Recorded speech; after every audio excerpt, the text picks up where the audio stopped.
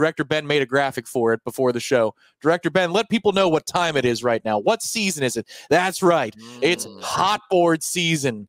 It is hot board season. Gene, for the uninitiated, what is hot board season? And why will people enjoy it?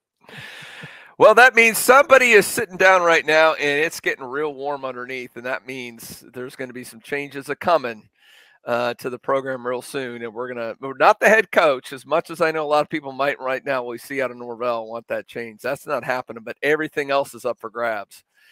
And that is going to be for a very interesting December, Tom, if not sooner. If there are going to be some massive changes coming to this program, they have to. When you see a performance like that, after a bye week, you have to blame coaches. There's nothing else. They can say, well, we brought in all the wrong guys and it was bad chemistry. Well, that's your fault. Or they're just not following the plays we coach them in practice. That's their fault. They're not picking up the concepts. That's all your fault.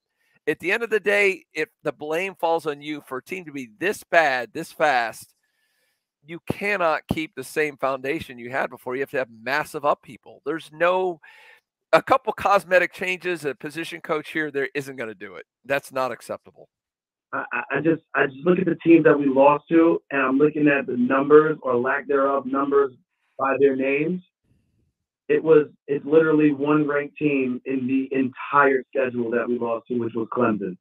One ranked team, and with Florida State, we lost to one ranked team. Maybe we kind of approach it from a standpoint of making it a NFL light style program versus a traditional 1980s, 1970s style college football program. Don't know what Gene, Tom, what you guys think of that. Well, Richard, thank you for the call. I think, Gene, that's the next debate I think we're going to have as staff here at Warchant is like, okay, in what direction do you steer the ship?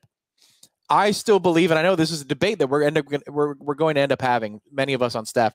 I still think recruiting skills matter in the era of NIL. I think they do, because good relationships mean you will pay less for a player because they trust you.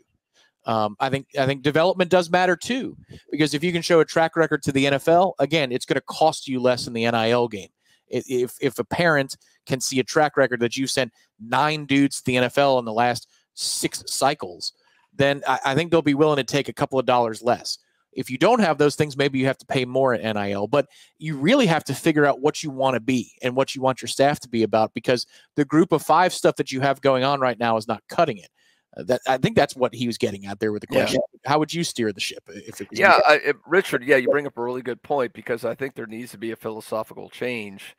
Obviously, who Mike Norvell brings in and how he runs this program. And that's and I think that is a good debate. And I'm kind of on the side of Corey on this debate, where I think recruiting coaches, I just don't think it's I'm not saying it's irrelevant, but I think it's much less than it was 5, 10, 15 years ago, where that was everything.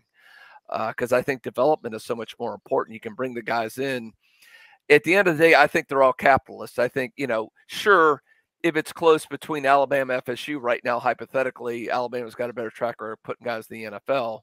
Okay, if it's close, they're probably going to go there. But I think 9 times out of 10, the almighty NIL is going to play the key role in getting a kid to come to your school. So to me, and then it comes down to development. Obviously, I can go through a million examples of showing how this team has not developed, how these players have regressed.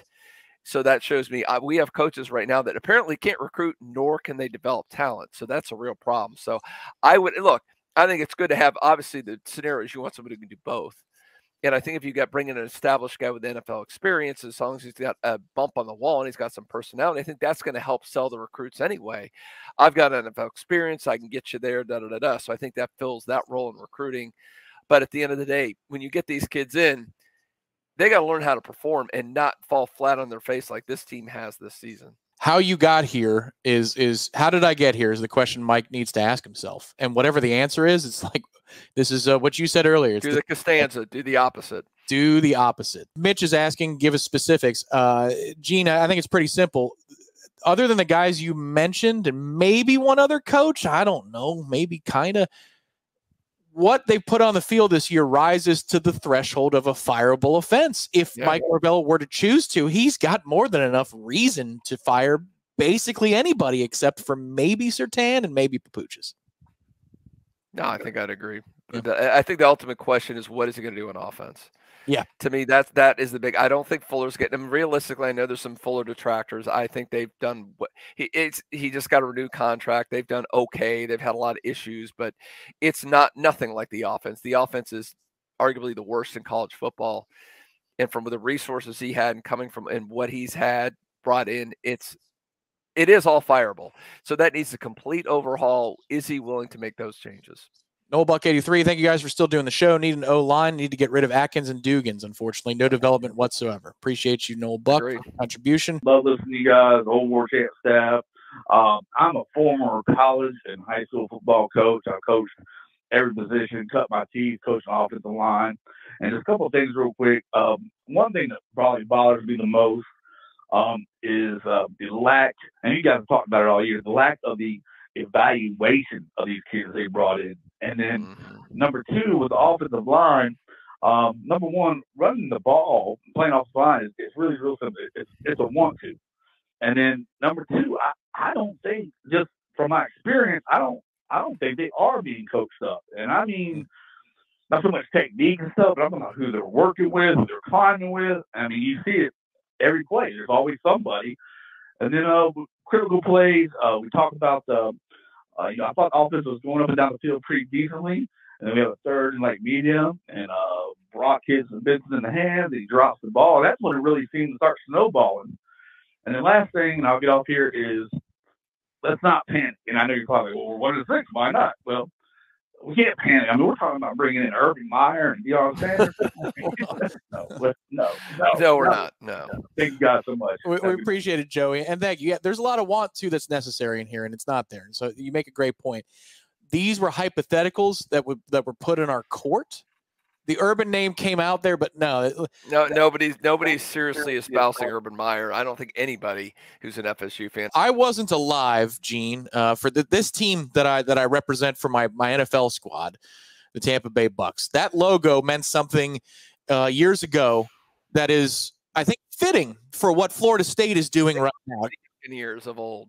Yes. 1976, the Buccaneers went 0-14. I always wondered what that felt like. I never wanted to know what it felt like, but we're living in an era with Florida State football. This is akin to that. Florida State going 1-6. The Florida State Seminoles football program going 1-6 with losses to Duke, Georgia Tech, Boston College, Memphis. Duke didn't gain 200 yards, and you got smoked by them. I mean, it's unbelievable where we're living right now.